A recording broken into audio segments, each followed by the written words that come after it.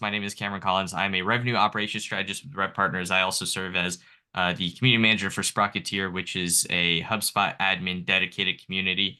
I've got my co-host here, Mark Lerner. He's recently crowned the world-renowned LinkedIn top voice. He's also a A director voice. of growth marketing at DealHub. And then we have our guest today, Trygve Olsen, director of business I really development. want to know how is there some sort of regulatory process to be crowned world renowned? Is there a licensing fee? Is Yeah, it is it Who's yeah. like a There's domain where you just pay the $15 and then you get this you guy? have to whoever was world renowned before you. You have to battle them to the death, and then you get to. Oh, okay. So it's like King of the Hill, right? Yeah, There's always yeah. somebody It's coming like after you. very kind of archaic Game of Thrones type thing. Yeah, Or is it like Wow. Instagram now where you just pay for your blue check mark and we call it a day? they got that from my buddy Elon. No, this is the blue LinkedIn top voice thing happened out of the blue. I got an alert on my thing. That's I wasn't amazing. expecting it. I thought it was one of those community badges, but it's not. It's like me, Richard Branson, and Bill Gates, and me.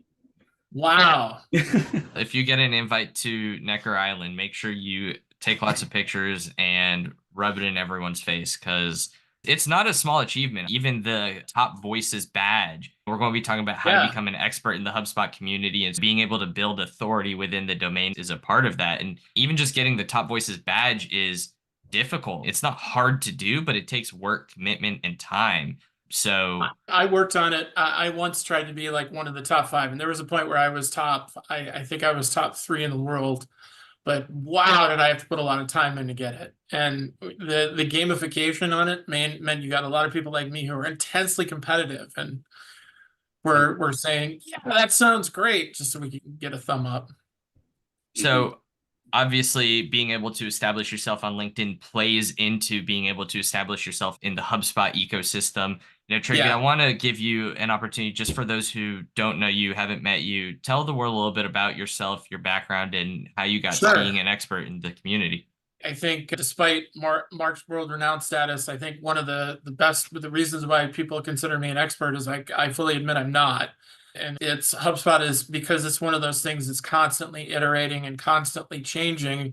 It has this great ability for creativity and so many different ways of using the same product set in so many different interesting, fascinating ways that you don't even know about, that it's always a hoot to see how somebody's taking the same set of tools and putting it for a different application. But that being said, my day job is I'm the director of BusyWeb for a growth marketing agency based in Minneapolis called BusyWeb. We are a team of about 26 people that specialize in inbound marketing, growth marketing, website design, and all things HubSpot. We have a really great HubSpot team that is extensive and constantly growing. So I think one of the cool things that our ownership has done since we really got into HubSpot is once a quarter, we shut the entire place down.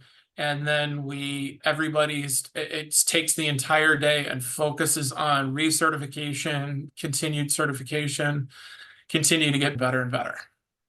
It's fun. So That is awesome. I know at RevPartners, we have a standard that strategists maintain at least 10 certifications at any given time.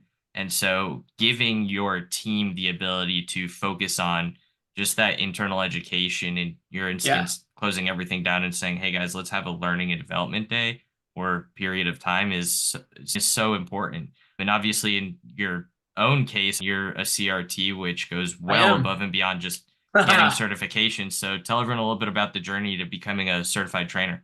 I got invited to be a CRT. I think I've been going on 4 years, and it is probably one of the more difficult professional certifications that I've done, in that you had to be really good on a lot of things, and it had to be professionally graded. You had to I think I'll start from when I got the material. It took me 5 months to go through the entire process. So if you get invited to become a CRT, it is no joke. There are some HubSpot things where you can go, yeah, okay, fine, I'll wing it and take the test. But this is not one of them. You watched every video, you took every little thing, you had to take notes, you had to write a whole curriculum, and then it all had to be graded before they even considered letting you in. So fortunately, I got in 2019, which has been great for a couple of different things. One of which is I actually got to take over one of the HubSpot Academy bootcamps a couple of years ago. So I think I'll be entering in my third year of teaching pipeline generation bootcamp for HubSpot Academy. That's awesome. And we'll be spending a lot of time talking about the Academy boot camps. For those who don't know about the value of the boot camp, I think probably most people watching this have an understanding of certifications. Tell everyone a little bit about the difference between getting your inbound certification versus the discovery call boot camp, for example. Sure. An inbound certification, if you go through HubSpot Academy, is something where you'd watch a series of videos, which are all very helpful, that go into, I think, not only, what I think is great is it goes into the philosophy, and then it goes into the technical and how to do things, and then it cross applies the two. You do have, it's a series of videos, but you actually do get a pretty good practicum in how to do something.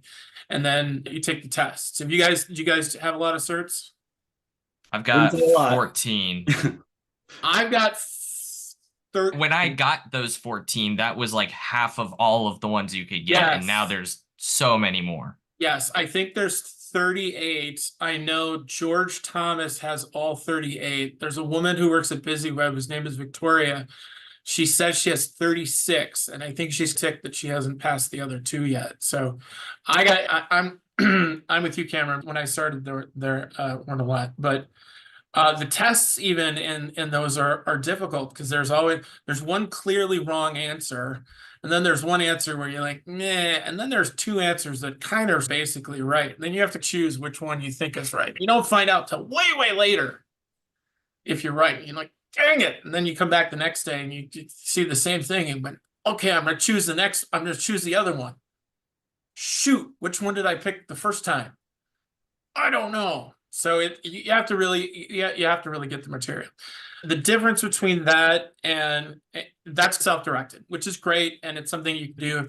A lot of times what people do is use HubSpot Academy, I think, through their phone, so they can actually, if they're on the treadmill at the gym, they can be watching a class, listening to a class, and kind of using it as a de facto podcast to get better and better, which I think is a really neat application of that.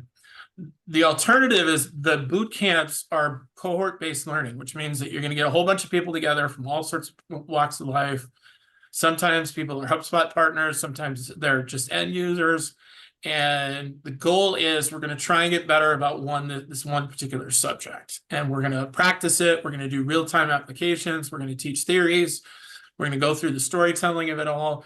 At the end of the day, you're going to get better quicker for what you're trying to learn. What do you say for someone like me who was never very all that good in school and is much more of a trial and error learner? I've been working with HubSpot, being a HubSpot admin. I've done 2 full implementations for 2 different companies, but I've never actually sat down and done certifications because it's hard for me to, I think, work within that context. But I don't think I gave it much of a shot. Do you think that for someone who is like me and has a challenge with sitting down and learning in a traditional sense, that it's still kind of worth going through the process? I think that's a great question, because I would say everybody learns differently. Yeah. And everybody learns in their own way. And I think there are a number of things you can do with HubSpot. Really depends on what part of the ecosystem you're sitting in. If you're a salesperson, really you can teach sales, but you're not really going to the lessons aren't going to really start permeating until you start making mistakes. And sales it's muscle memory and it's callousing. So once you make a mistake and you understand it was a mistake, you're never going to make it again. But similarly, if you're a HubSpot admin and you're given control of a large program that has, I don't know, 25 sales seats and 100,000 different contacts in it, maybe it's in your best interest to learn which wire to clip before you start clipping wires. Yeah. So I think there's certainly value in that. I think one of the things that I think is so admirable about HubSpot, and especially HubSpot Academy, is this is like the old Tom Sawyer and the Picket Fence. You guys remember Tom Sawyer and the Picket Fence? The Rush song? No, that's a good one too. But In the Adventures of Tom Sawyer, Tom was tasked by, I think it was Uncle Becky. He had to paint the picket fence. And of course, he didn't want to paint the picket fence. His painting is awful. And so what he did was he got a whole bunch of other kids and talked about how cool it was to paint the fence. And then all of a sudden, everybody wanted to do it. So at the end of the day, what HubSpot has done is created a picket fence here and said, isn't this cool to use? And everybody's, oh my God, yeah, because you can utilize their educational tools in order to get better in the way in which you get better. So I would say, to actually answer your question, Marcus, I think, yeah, if you're really not good in school and you're trial and error, it's not something where you have to come back next year. You can take the exam again in 12 hours, and they'll even say, here's everything you got right, and here's everything you didn't get right. So then you can continue to get better and better. Also, in the cohort learning, that the purpose of that is so you can have, especially in the one I teach in pipeline generation, the goal is to create a safe space so you can screw up.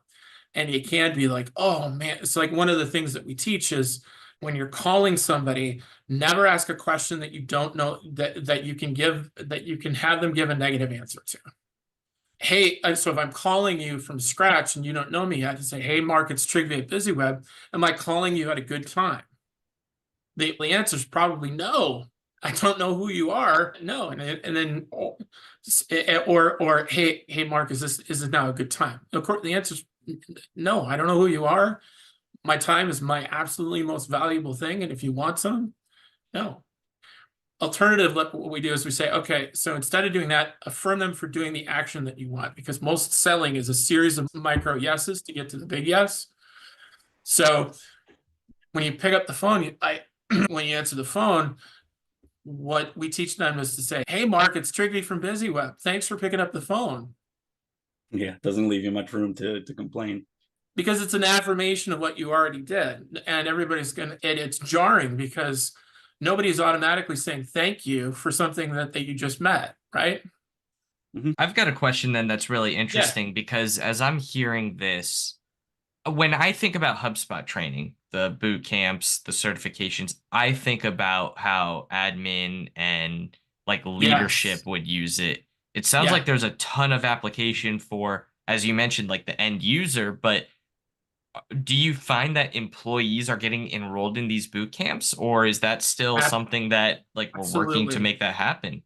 Absolutely. I think my boot camp that I'm starting up again at the end of the month, I think there's one company who signed their entire sales staff up because there's so many different ways to do it. In any company, you should have an admin, you should have your selling staff, you should have your marketing staff, and all of those different groups of people are going to approach the tool set very differently, and they're going to use the tool set in a very different way. So that's why the great thing is there's, I think, a half a dozen different boot camps that you can go to that are all very specialized. Now, one of the interesting things that you're talking about, Cameron, is the HubSpot Super Admin. And I think what I think is that's a relatively new term and it's a relatively new concept, which I think to me is expressive of amazing branding. Because if you think about it as a concept, what it really means is that that somebody who's really having to run a database in some way is a superhero. So that person who often was thought of as a nerd or as a throwaway, now all of a sudden we've elevated them. Their job is that much cooler because they're super. And now all of a sudden the value proposition of what that person has to do is elevated because now they're the super admin. So they're not just an admin. This isn't something that we're just throwing at somebody. This is special. This is important. So now people are thinking, oh man, I really like that. I really want to do that. Because there is an entire subset of the HubSpot community of people who are really shockingly good at using the tool sets. So it's such an amazing celebration that those people are getting glorified and they're finally getting the attention they deserve because they're doing so many amazing things that then turn around and permeate other parts of the business. And so I think we're really pulling on an interesting thread here then, because a lot of people have asked me, can you build a career in HubSpot? Now, those are people who are not HubSpot admin, but it's interesting what you mentioned where this is becoming the cool thing, because not only is it becoming the cool thing and is it becoming respectable, but it pays well. Yes. And I know every company is going to have their own comp ranges, and so I don't want to go down the rabbit hole, but this isn't something where if you're a respectable admin, you're making $8 an hour. It is healthy wages for, again, most companies across the board, I Yep. presume. And so all of that is to say, one thing that I would love to get your take on is how you've seen people leveraging the boot camps on their resumes. Yeah. That's a great question. I think that traditionally things like administrative roles tend to get just bundled and thrown at people, kind of, oh, you do all this stuff, or sometimes it gets pushed onto IT. And it becomes the dumping ground for anything that's computer related. No, we'll just have the IT get it. What I think has been this neat evolution is I think of HubSpot as I think of companies as a restaurant now, where there's front of the house activities and then there's back of the house activities. The front of the house activities are things like sales and marketing, and then the back of the house activities are things like the service and the delivery of companies, all of which become crucially important. And so what's been really amazing is the boot camps were designed, I want to say they've been doing them for a while, and they were run by one of the HubSpot legends, which was a guy named Dan Tyre, who just recently retired from HubSpot. And for a while, there were 2 boot camps. And it's gotten to the point that I've seen multiple resumes with your bootcamp graduation on it. It's now part of your Connect.com profile. So when you graduate, you get a special badge that not a lot of people have. And I've even seen job postings where people say you have to have taken X, Y, and Z bootcamp in order to be eligible for this job. So it's really becoming, in some ways, almost a prerequisite, because if you've gone through it and you've done the work and you've done well at it, then that says something about you. I think that's really special because, and to mark your point, I'm not great at traditional schooling, but if I have a drive to learn the material, whether that's the RevOps boot camp, video marketing boot camp, Trygve, I know that you're involved in a wide variety of topics, right? This isn't just how to be a super admin. Right. And so I think that it's really important to mention that these boot camps, they're, I don't want to say not a large commitment, but I think it's typically meeting like once or twice a week. And then there's some homework on the side, right? So it's not every day for 4 hours a day. But for someone that's interested in learning any of the topics that are offered, it's a wonderful learning opportunity that is it always free, actually? I wanted to say it's always free, but I don't know if that's true.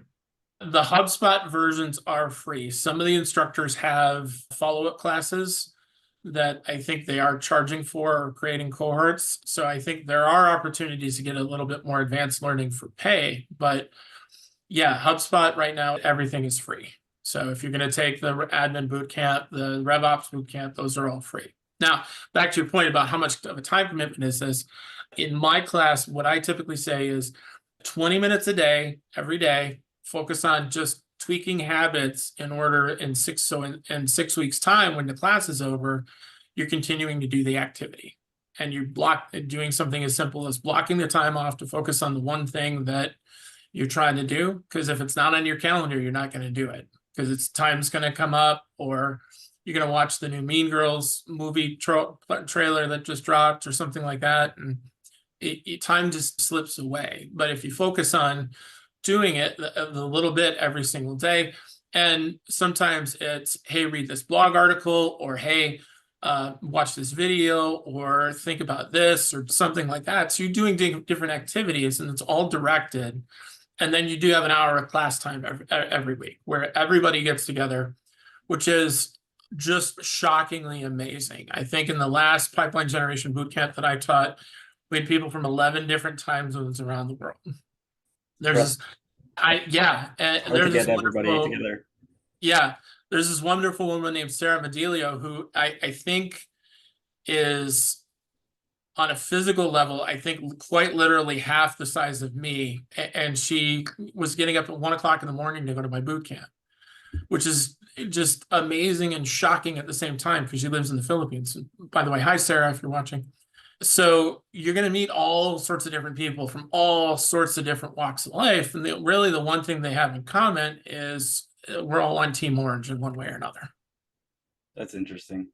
Yeah. So how did you find yourself doing that, teaching boot camps? How did that end up coming to be? I assume they don't ask at just anyone.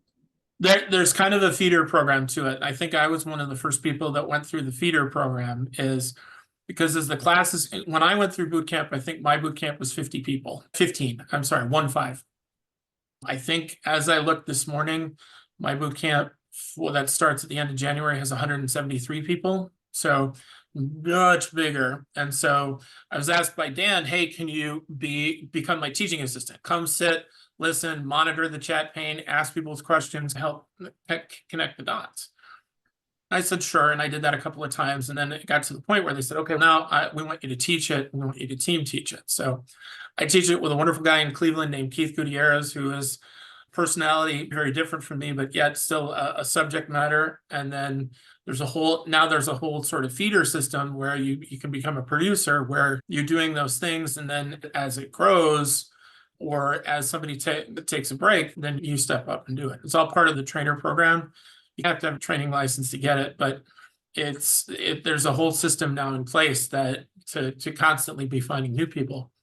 And what's really amazing about the whole thing is I'm not 100% sure on my statistics, but I'm pretty sure that they're taught in at least 4 different languages. So I have the Rose Bowl of boot camps, and that I teach the one that was the first one now in English, but now I know that they're in Spanish. I know that they're in French. I believe they're all in German too. So if you're even a native speaker who is in Spain or in Germany, you can actually take it in your own language. You don't have to force feed yourself in an alternative language, which is another really neat feather in the HubSpot cap. Yeah, I think that's amazing that it really shows how much of an investment HubSpot has put into the community and the people. Community is something that, Mark, we talk about a lot. We were talking about it in our last episode. And when we look at something like the ability to progress a career where you can get a handful of certifications, you can become a teacher, you can then do boot camps. The question I would have for you then is, where does being a boot camp instructor then typically go? Is that usually used more for like personal growth and development in your career, or is there a higher track in the HubSpot hierarchy? I don't know. I think the neat thing about HubSpot Academy is they're always open to new things. And when the time came for a super admin bootcamp, they figured out how to do it because the community wanted it and there was a need for it. That was always one of the cool things about HubSpot is I think I was told that the dev team has to pick something, at least one thing that somebody else suggested last year to add to a new feature set, and every time they relate. So it's not they really are listening to the community. That's amazing. I'm super excited because one of my ideas actually got implemented last year, which is all about learning now. So pro tip, if you are a HubSpot admin, or if you have access to somebody's portal, you can actually go through HubSpot Academy and curate a HubSpot Academy playlist for someone to create a video set and create your own learning that you can then give to somebody and say, hey, here's the list of the things that I think you should do. Can you do that based on the certification? So I get this one, then this one. Yep. Or you can even pick out specific videos.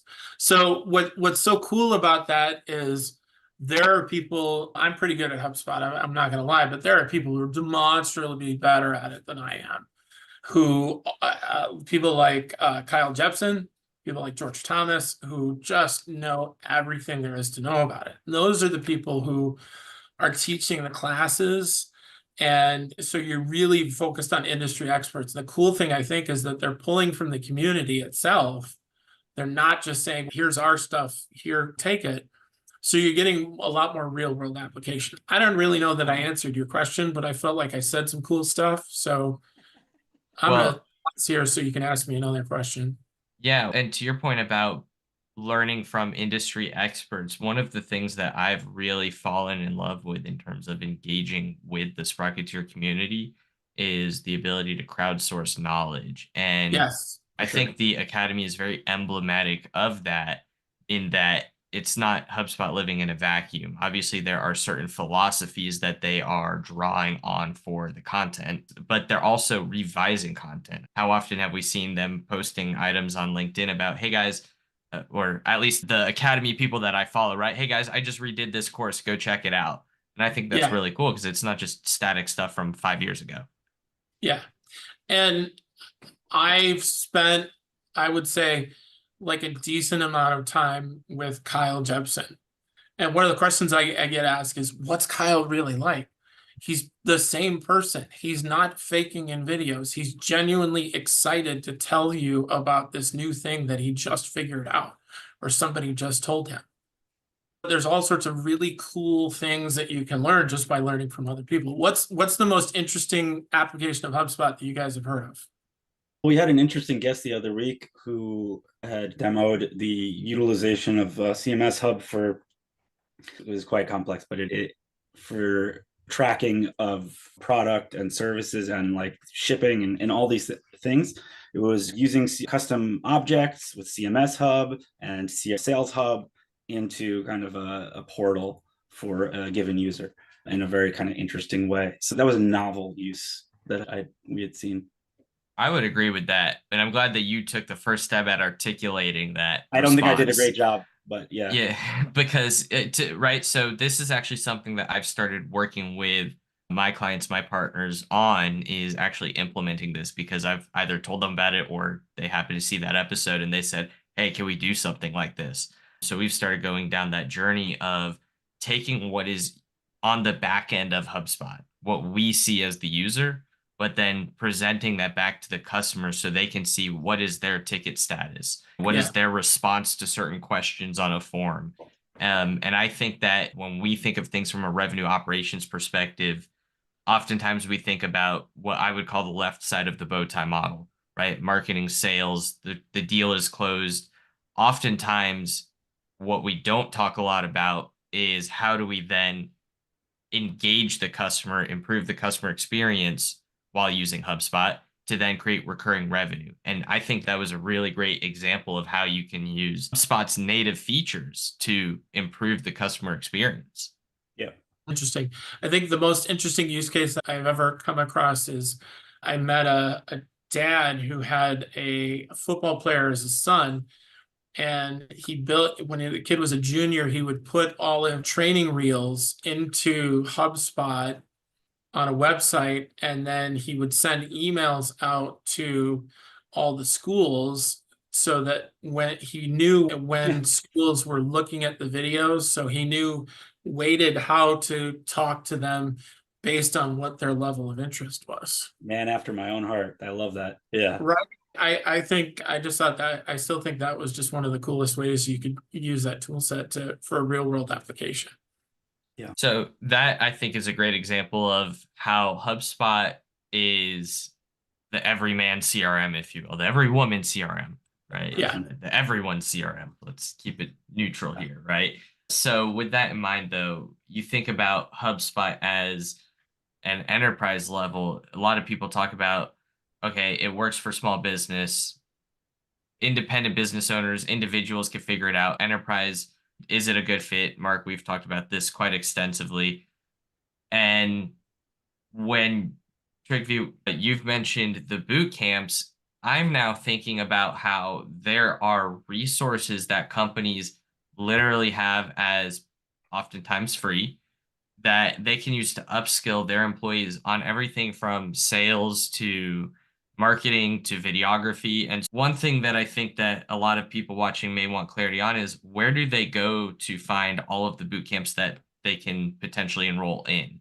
Sure. From the bootcamp perspective, there's a whole series on the website, so the HubSpot website. So if you just Google HubSpot Academy Bootcamps. You should be able to find it and go through and peruse the catalog. I think they're available through your portal through the Academy, but I'm not 100% sure on that. The other thing is you mentioned sort of the enterprise level, and I think HubSpot gets a bad rap on not being enterprisey. One of the things that I have a colleague whose name is Dave, who I think explains this really well, is that there are other tools that are cooler and more granular and more awesome than HubSpot, but it's like flying a plane. How many things can you really pay attention to? Like I'm fairly sophisticated and I have 3 monitors that I'm looking at right now. At what point do I need 6? And is that really a good use of my time? And so to me, I always think that there's a usability factor with HubSpot that you don't always get with other things, that it's what it might lack on the massive enterprise granular level. It also means people are actually going to use it on the basic level, because at the end of the day, you can have the coolest thing in the world, but if people don't want to use it, you're still going to have an adoption problem. So having it be usable, having it be friendly, having it be something that's intuitive still is really important. And the other analogy I'd give is I think a lot of other companies like to compare themselves to HubSpot and explain the 1 or 2 things that they do better than HubSpot, which I think by and large is probably true. But it's like buying an iPhone. Is if you do this one thing better, doesn't that mean that the other thing does a whole lot of other things better? So I always think HubSpot's a smart bet. Sometimes it isn't, and there's obviously some drawbacks of which they're pretty frank about. But I think if you're going to compare apples to apples, I think on the enterprise stuff, I think you have to look at usability, because just because you have this big giant thing, it's got to be piloted by people. And if the people don't know how to use it or quickly, that's going to be a challenge. So a lot of times what big companies do is they'll write a manual. Here's your 4-inch manual on how to run this. Good luck. And people are like, man, what was the tab on that again? So, the downside in doing that with HubSpot is it's constantly getting better. It's not static. It's constantly reiterating. It's constantly getting better. So boy, if you write a manual, isn't it outdated after a while? I kind of think, yeah. So that's why the training that you can do, the curating the playlists so that HubSpot Super Admins can make things that are relevant for their team salespeople, because not every sales team is the same. Or the operations people, the service people, how do they use it? Well, okay, great. Let me build you a training thing based on what our company does and the things that are most relevant to us, where it's interactive, it's useful, and then people are learning on the actual portal. Boy, that to me, that makes a lot more sense than here's a manual, good luck. Yeah. So you've talked about manuals and we've talked about adoption, and I want to connect a couple dots here, because I know we've talked about certifications versus boot camps. And yeah, I think that the two really marry together, especially if you either have a fundamental level of knowledge, then the boot camp is going to let you 10x that education. But at the same time, the boot camp can help you to really get the fundamental understanding if you don't have it. So in my mind, the boot camp can be for anybody, whether you have the fundamental understanding or not. Obviously, there's so many hours in the day and you can only do so many boot camps at a time while you're doing so many certifications. So my question for you is, if I was a HubSpot newbie, and I didn't really know where to start, I didn't really have an order of operations, what are the first boot camps or certifications that you would suggest I start diving into?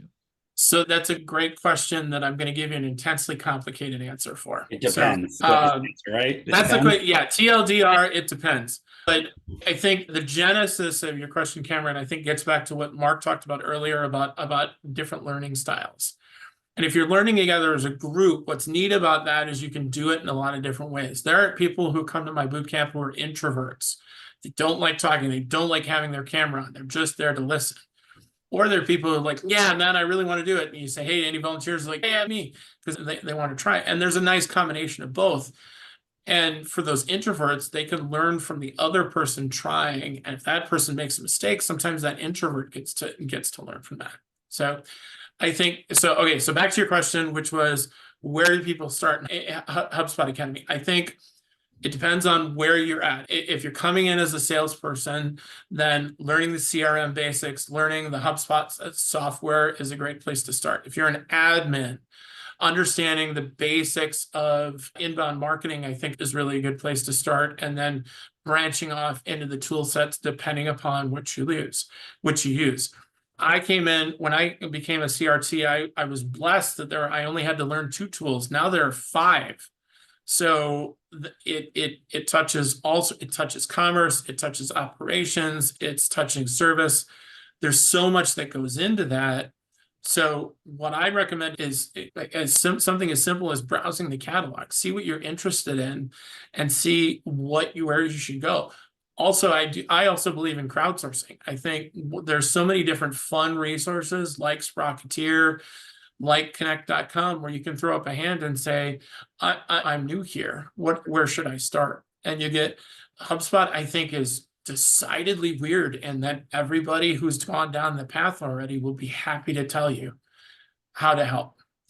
This is a fundamental, I think, difference in the kind of community that exists within HubSpot and maybe some of the other existing kind of ecosystems, let's say, just based on my experience. I think HubSpot is very much an open platform, an open kind of community, whereas other ones I think are a walled garden and they want you in, but once you're in, you have to earn it.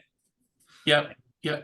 It's like the old story of the guy who falls down the hole and his buddy jumps in afterwards, and you say, hey, what are you doing down here? Now we're both down the hole. And the buddy says, well, yeah, but I've been here before and I know the way out. What's neat about that is there are people all around the world using this product.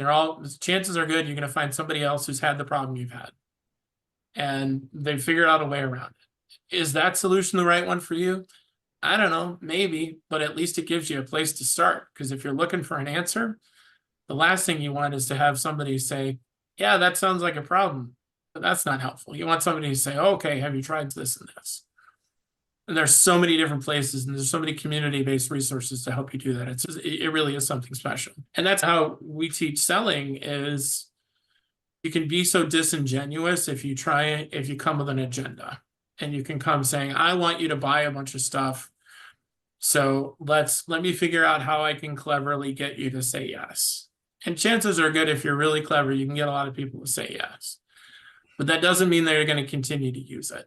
And that doesn't mean that they're going to like it and they're going to want to do it. You get back to that point where, Cameron, you're talking about, you're a RevOps guy. RevOps doesn't stop at the sale, at the contract signing. It continues, because it's almost inevitable that anybody who just invests something really large, the next day they're going to wake up and go, what did I just do? And it's going to be so hard, and it's going to be so difficult, which is why I talked earlier about how, if you look at this as a restaurant, everybody is customer facing in some way or another. From the host who sits you, to the server who brings you the menus, to the bartender who brings you your drinks, to the food runner who brings it.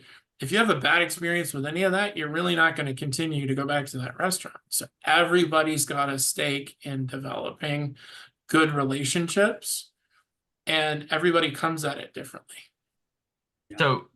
So HubSpot, I think, is really amazing given the wide variety of topics that they are in a position to educate their users on. And I love the fact that they give individuals like yourself a platform to really promote topics that they are in turn an SME in. And so I know you teach a wide variety of boot camps. I want you to give everyone a quick overview on the next boot camp that's coming up. Gotcha. And the best way to go ahead and enroll in it if they're interested. So there are 6 boot camps. The one I teach is Pipeline Generation Boot Camp. The goal of Pipeline Generation Boot Camp is to get people who are new at selling and new sales intelligence on how to look at somebody and how to call them and how to attract and talk to them without being disingenuous and being genuinely helpful. So following that HubSpot model. The next boot camp in the sales track after that is the Discovery Call Boot Camp, which is all about, okay, so you've gotten the next meeting. What are the questions you ask, and how do you continue developing that relationship so people truly feel like you're in it to help and you're in it to work with them? one of the next level of bootcamp that's in the development of it was a video marketing bootcamp, which was developed by a company in Miami called Nextany, that they talk about how to use video in your overall customer experience, not just in selling, but also in servicing, which is great because especially when you're dealing with something like HubSpot related, I abhor writing 3-paragraph emails, but if I can turn on my camera and do a screen share and then send and show somebody how to do it and talk through and then send that to you, that's just as valuable as an asset as well. There's a great building community bootcamp as well, which Cameron, I expect you probably are going to start teaching relatively soon with all the work you're doing at Sprocketeer. There's a super admin bootcamp, which is truly super, and there's even a RevOps bootcamp. If you're interested in any of them, I'd encourage you to check out the website, which is Google HubSpot Academy Bootcamps. Read a little bit about it, learn about your instructors. Most of the people who are doing it, and I think all of the people who are doing it, are not HubSpot employees. We're all outside people who are giving our time back to the community. So you're going to get a lot of really great real world examples and learn by doing. And I think it's really important to note the fact that it is run by people who are outside of the HubSpot Incorporated, right? Like none of the trainers, as far as I know, are employed by HubSpot, just as yourself. Yep. And to that end, and when it comes to getting real world examples, I've had a few people ask me, like, if I don't work for a company in RevOps or as an admin, and I really want to skill up, where do I start? What do I do? And so I point them to the certifications. I think that going back to the example they used about the father with his son's sport recordings and sending them out, you can use HubSpot for anything. It's a database. Yep. And so the thing that I would say is for those who are wanting to learn, like, where do I start? Where do I go? Find the topics that interest you, whether that's boot camps, whether that's certifications, and do those, but also find some kind of problem you want to solve. I, in my early days of career hunting, would use HubSpot with all of the companies I would apply to, because then I could see if they opened the email or not. There are very simple things that HubSpot can do that the free version will help you to skill up. It's the entrepreneur's paradox, is especially as you're growing a business, you sit down from somebody in front of somebody and they'll say, "Can you do this for me?" And they'll tell you something and you go, "No problem." And then you go out to your card, you Google it, Google what exactly did I just say I could do? So if that happens to you, that's great. HubSpot Academy can help you learn about that thing that you just said that you knew how to do in the first place and get you up to speed a little bit quicker. Not that I ever did that when I was out on my own, because I used to have my own shop, but not that I did that, but I've heard other people say, do that. Yeah. And even extrapolating that into some of the more advanced stages, you had mentioned cohort learning, the HubSpot Academy, the boot camps. That's a really powerful way to do that. We've talked a little bit about the Sprocketeer community, but I am such an advocate for meeting people in the community and messaging them one-on-one. We just launched the live working sessions channel. And so I think that just using the fact that there are so many people that have such a wide variety of experiences that you can reach out to anyone in the HubSpot community and they're probably going to be willing to help you. So whether you work for another agency or you work on your own, I just made a post about how you're not alone in the ecosystem, because you truly can reach out to pretty much anybody that uses HubSpot and just say, "Hey, I have a question," and they'll help you. Yeah, more often than not. That's always the fear, I think, is when you're dealing with people who are so much farther down the road than you, are they really willing to turn around and help somebody answer a silly question or my little stupid question? A lot of times the answer is no, but in the HubSpot case, more often than not, the answer is yes. I've experienced this considerably, especially in the developer community, the HubSpot developer community, which is generally something I would be very nervous to interact with, because I don't really speak their language. But there was a time where I was doing my company's website in CMS Hub right after, as CMS Hub rebranded and came out, and there wasn't as much documentation. And so I kept going to that resource with really technical questions that are like way outside my wheelhouse, and immediately would get answers. And it almost never happened that anyone kind of poo-pooed my question asking. And when it did happen once, everybody else jumped in and was like, don't listen to this guy. That's not how we operate here. Yep. We don't do that. No. Yeah. Yeah, it's fun. So I would say if you're just starting out and you're thinking, oh man, I don't know where to do, find people that you can follow and ask them the question. Kyle and George are a great place to start because they have such an amazing following that if you just make a comment like, hey, can anybody help me on this? There's an entire HubSpot Academy Bootcamp Slack channel that I think has 4,500 people in at this point that everybody gets access to. Connect.com is a great place. Obviously, Sprocketeer is tremendous. That you're going to find a lot of people who are just like displaying their cool work. It's like the world. It's like the world's nerdiest art show because we're all super excited about database management because it's fun. It's the picket fence. Everybody loves painting the picket fence orange.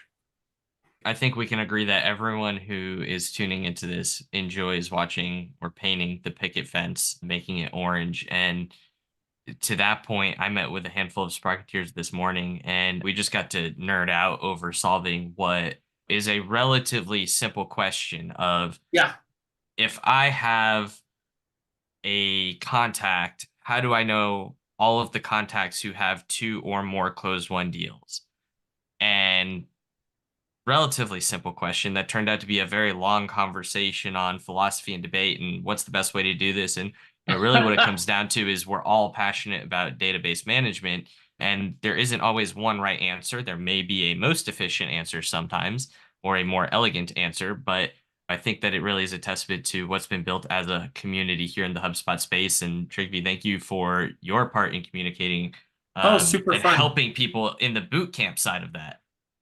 Yeah, again, if you're interested in signing up for the boot camp, I think applications are still open for all the boot camps. And again, this isn't just in English. If you're French, Spanish, German speaker, you can get into a boot camp depending on what you need, depending on how you're approaching your team orange, and your chances are good in specific language. I'm not 100% sure. Once you get into the 4th language, my knowledge base gets a little fuzzy, but definitely check out the website.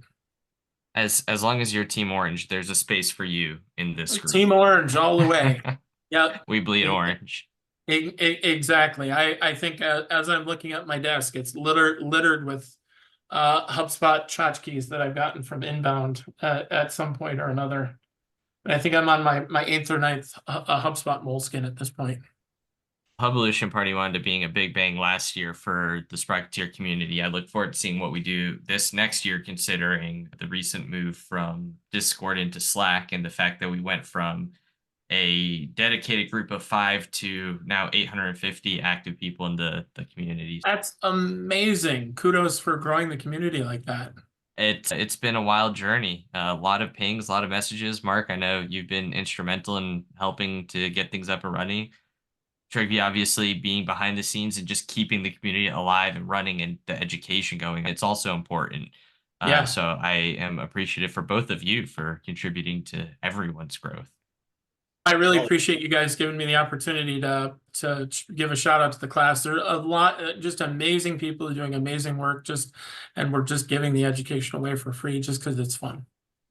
Absolutely. And for those who maybe missed the beginning of the show, don't forget to follow all of us on LinkedIn: Trygve Olsen, Cameron Collins, Mark Lerner. Yeah. LinkedIn top voice, Mark Lerner. That's it. World-renowned LinkedIn top voice. Mark Lerner. He paid the $8 and he got the blue check. That's Twitter, and I did pay it. Did you really? He is immediately. Did you see any difference from it? Of course. But it was like it was absolutely worth $8 to just have it. What was the difference? Just that you saw that you had the check, and I also I got some Schadenfreude from people like freaking out that that you could buy it. Oh yeah, earning it. I found that to be funny, but sure. And ironic that now I'm on the other side of that. But yeah, I mostly use X to just argue about the Minnesota Timberwolves these days. So it's for arguing, whatever your unique angle of arguing is. I root for a basketball team that is perpetually bad, and we're the best team in the Western Conference right now. And yeah, we lost a game, but shut up. We're still the best team in the Western Conference. I root for a team that's been perpetually bad since 1990. So I know. Yeah, what's your flavor of the Knicks? Oh, yeah. Yeah, it's been downhill since that John Starks game Patrick when he fouled. Yeah, since John Starks, exactly. Yeah, I get it. Bleeding blue. Well, I think the takeaway here is that we need to log wins and losses in HubSpot and see how easy or difficult it is to create reports. on everyone's exactly. teams. I'm gonna automate that. Exactly. As a Minnesota Timberwolves fan, my pie chart on wins is considerably smaller. But Well, not this season. This season, we got a great team. For those who want to strike up a conversation, they better be following you on LinkedIn. Yes. Trygve, Thank you. absolutely. Trygve Trygve with on BusyWeb. LinkedIn. Absolutely. Mark Lerner with DealHub, Cameron Collins, RevPartners, and Sprocketeer. Sprocket on. Bye, everyone. Great weekend. Thanks for having me, guys.